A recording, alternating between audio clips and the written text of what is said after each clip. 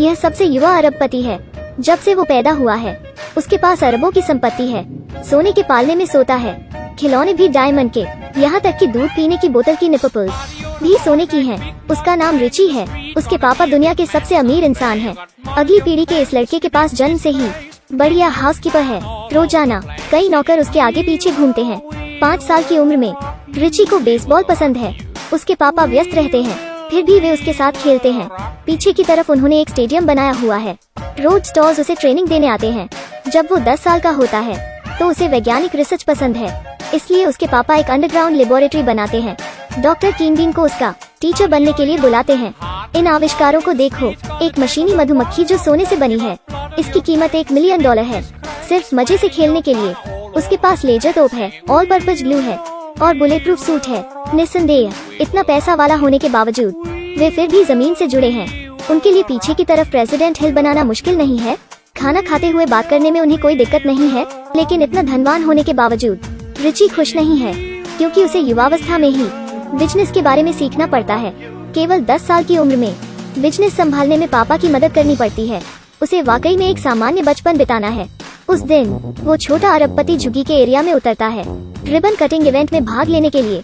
भाषण के समय वो बच्चों को बेसबॉल खेलते देखता है। वो बहुत खुश होता है। वो उनके साथ खेलना चाहता है।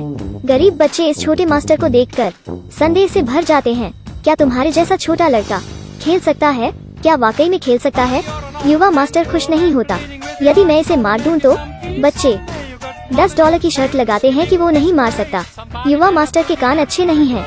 उसे 10,000 सुनाई देता है। ठीक है, $10,000 शुरू करो। 10,000 नहीं, $10। ओह, $10। पहली बार में रिची सही तरह तैयार नहीं होता। उसका सिर लगभग फूटने वाला था।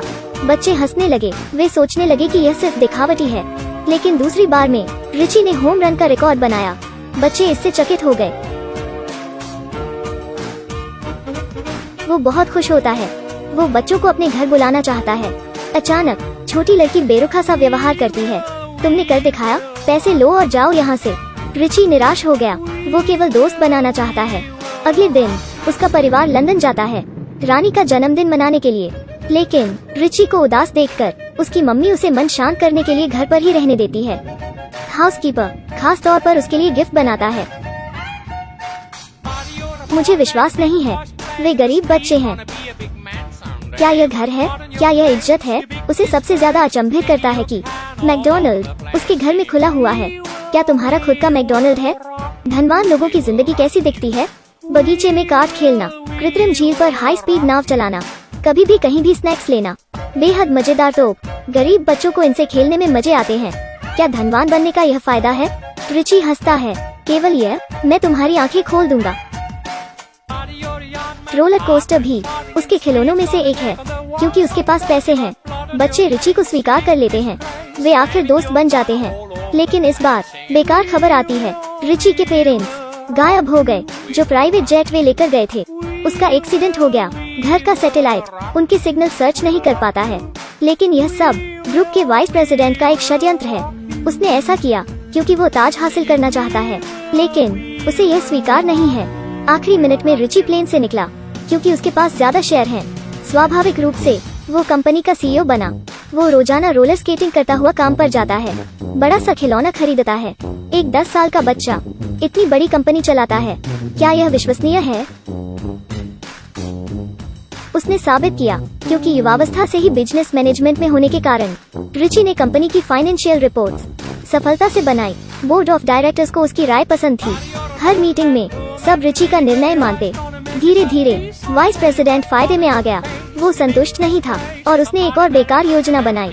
वो रिची के हाउसकीपर पर आरोप लगा देता है। वो कहानी बनाता है कि उसने ही एयर क्रैश करवाया है। फिर उसे जेल में डाल देता है, क्योंकि संरक्षक नहीं होने के कारण रिची अब प्रेसिडेंट नहीं रह सकता है। जल्दी ही वाइस प्रेसिडेंट कंपनी हथिया लेता है और रिची को घर में ही कैद कर लेता है। उसकी निगरानी के लिए बहुत से बॉडीगार्ड लगा देता है, जो 24 घंटे कैमरों से उस पर नजर रखते हैं। उस दिन वाइस प्रेसिडेंट योजना बनाता है हाउसकीपर को जेल में मारने की, ताकि फिर कभी दिखाई न दे। भाग्य से हर चीज की जिम्मेदारी अंडरग्राउंड डॉक्टर को दी जाती है। डॉक्टर का नाम है किंगबिन। वो कई अजीब तरीके अपनाता है। वो दवा की जैसी बोतल लेता है जो सब कुछ खराब कर सकती है। यह जेल की लोहे छड़ों को भी गला सकती है। हाउसकीपर को जल्दी ही रिची से पैकेज मिलता है। अंदर एक टूथपेस्ट है। वो अपने दांत साफ करना चाहता है। अचानक इसे देखकर वो समझ जाता है कि यह जेल तोड़ने का टूल है, लेकिन बहुत देर हो चुकी थी। हत्यारा पहले ही जेल में आ चुका था। भाग्य से हाउसकीपर ने कई लड़ाइयाँ लड़ी हैं। वो कुछ सेकंड में ही हत्यारे को निपटा देता है। उसके कपड़े पहनता है, जेल से निकल जाता है। हाउसकीपर को आजाद करने के बाद रिची गुप्त रूप से छोटे दोस्त के घर जाता है। उसका कंप्यूटर काम लेने के लिए, अपने घर की सैटेलाइट से हमला करने के लिए। उसे पता करना है कि उसके पेरेंट्स कहाँ हैं। लेकिन जब वो कनेक्ट करने ही वाला होता है तो बॉडीगार्ड नेटवर्क केबल हटा देता है। उसके पास कोई विकल्प नहीं है लेकिन बच्चों को लाना और उसके घर में देखना। वे टॉप से फर्टिलाइजर को शूट करते हैं। ओह, गलती हो गई। जल्दी से एक को और मार दिया। जब सिक्योरिटी पीछे पड़ी तब वे सफलता से बेसमेंट चले गए। डॉक्टर कीनबीन को खोला। डॉक्टर की मदद से दूसरी चीजों को संभालना आसान है। वो दवा की एक बोतल बनाता है, इसे नाली में डालता है। जल्दी ही यार्ड के फाउंटेन में से बबल्स निकलने लगते हैं। सभी बॉडीगार्ड्स का ध्यान इसकी तरफ जाता है। बच्चे इस अवसर का लाभ उठाकर निगरानी वाले कैमरों का तार निकाल देते हैं।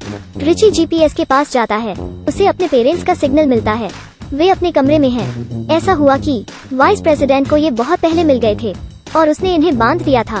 घर में स्वागत है रिची, तुम मेरी सोच से पहले ही यहाँ आ गए। बच्चों को बांध दिया गया। वाइस प्रेसिडेंट रिची की जान को खतरे में डाल देता है। उसके पेरेंट्स पर दबाव डालता है कि वे खजाने की जानकारी दें। पापा कहते हैं। खिड़की के बाहर वाइस प्रेसिडेंट देखता है। ओह भगवान, फैमिली प्रेसिडेंट हिल कितनी अच्छी चीज है। क्या पूरा पहाड़ भर सकते हैं? वाइस प्रेसिडेंट लालची है, उन्हें जाने के लिए मजबूर करता है। पहाड़ में प्रवेश के लिए वॉइस पासवर्ड चाहिए। वे गाना शुरू करते हैं, लेकिन हम साथ यात्रा करेंगे। हमारा गाना गाएंगे साइड बाय साइड। पासवर्ड स्वीकार कर लिया गया। क्या यह मजाक है? अंदर आकर वाइस प्रेसिडेंट को पता लगता है कि उसे मूर्ख बना दिया गया है। ऐसा लगता है धनवान परिवार का सबसे कीमती खजाना सोने, चांदी और ज्वेलरी नहीं है, लेकिन परिवार की यादें हैं। वाइस प्रेसिडेंट गुस्से में पागल सा हो जाता है। पैसा बताओ, पैसा कहाँ है? बैंक में है ना? तुम पैसे वालों का क्या मामला है? तुम सोने के बाद घर में नहीं छिपाते क्या? यह क्या उम्र है, फिर भी ऐसा बेकार। वाइस प्रेसिडेंट नाराज होता है। अपना गुस्सा शांत करने के लिए उसे मारना चाहता है। उसी समय रिची आता है। अचानक वो विलेन उन्हें जाने नहीं देता। भाग्य से रिची ने बुलेट प्रूफ कपड़े पहने हुए हैं। पापा अपने बेटे से ऐसा व्यवहार देखकर गुस्से में होते हैं और एक मुक्का मारते हैं। वे मौके का फायदा उठाते हैं, भागते हैं, लेकिन वाइस प्रेसिडेंट हार नहीं मानता। मारने के लिए उनका पीछा करता है। आखिर हाउसकीपर लेजर तोप से शूट कर देता है। सफलता से उसे हरा देते हैं। कहानी के अंत में रिची घर पर एक बेसबॉल प्रतियोगिता का आयोजन करता है। सभी दोस्तों को खेलने बुलाता है। फिल्म का नाम है रिची रिच। देखने में यह एक धनवान बच्चे की सामान्य जिंदगी लगती है, लेकिन दरअसल यह एक सामान्य सच को दिखाता है। प्यार से भरा एक परिवार सोने, चांदी और ज्वेलरी से ज्यादा कीमती है।